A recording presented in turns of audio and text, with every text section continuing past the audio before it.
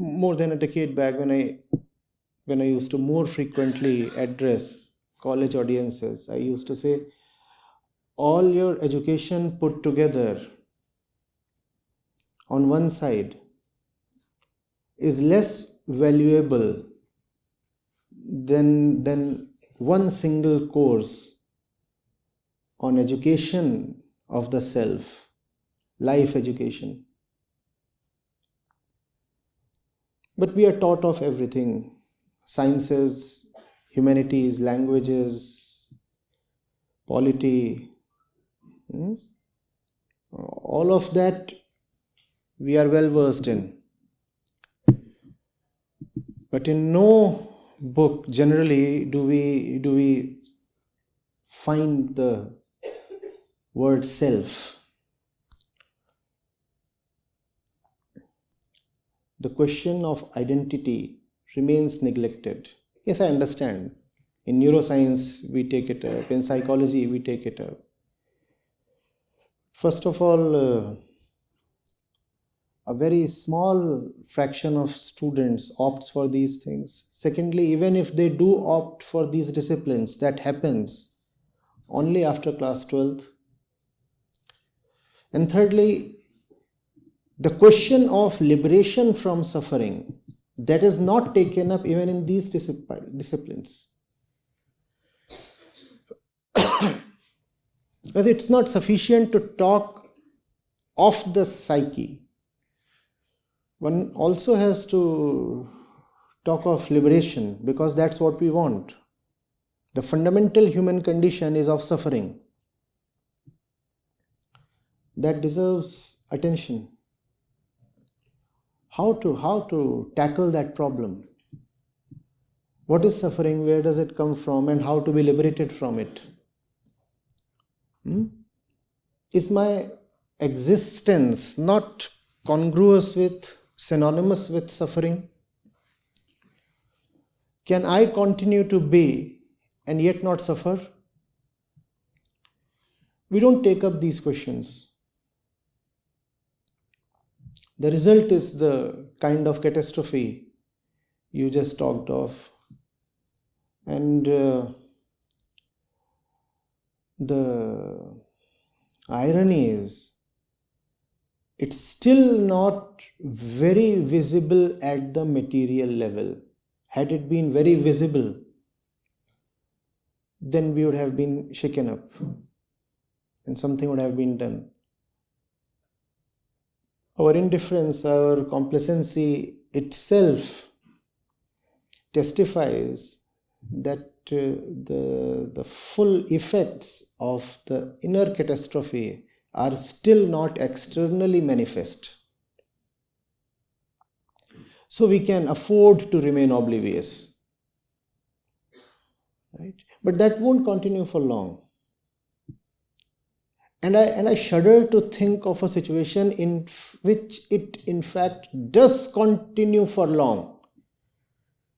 That would mean a world in which everything is more or less all right on the surface, but within, everybody is insane.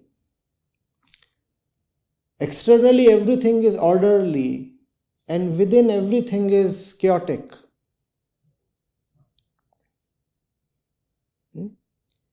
And when insanity becomes universal, then we'll call it the norm.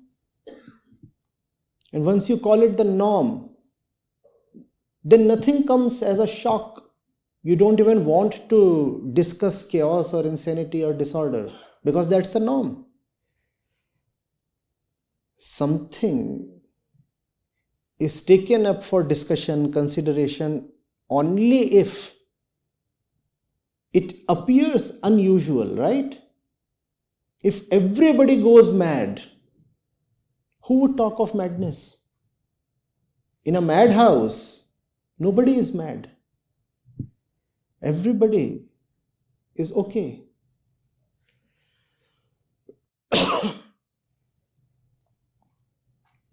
And we are, I fear, very speedily hurtling towards that kind of situation. And in that situation, you know who's declared mad?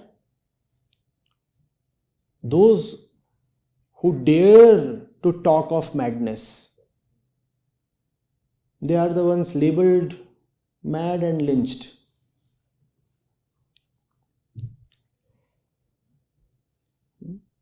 It's a very unfortunate capacity that we as human beings have. The capacity to adapt and survive. Thank you. We can adapt. We can acclimatize. And we can survive even with horrible internal madness. We probably already are doing that.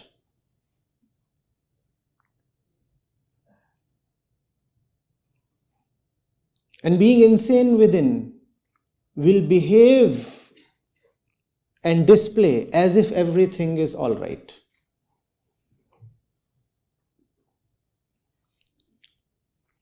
Getting it? Now, where is the question of corrective action? To treat a disease, first of all, one has to acknowledge a disease as disease. How can there be treatment sans diagnosis? But if disease, I repeat, becomes commonplace, then it is no more called a disease. It's called being human. It's a part of our human nature, no? It's normal. It's natural, as we say these days.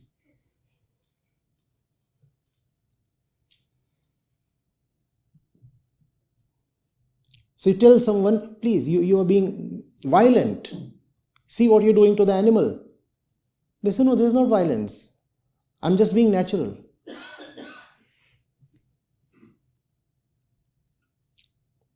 Oh, see, there is a lot of exploitation and lust and greed and possessiveness and obviously violence in your relationships. Back comes the reply. But isn't all that natural? So that's we are very quickly coming to. All our diseases will be called our nature.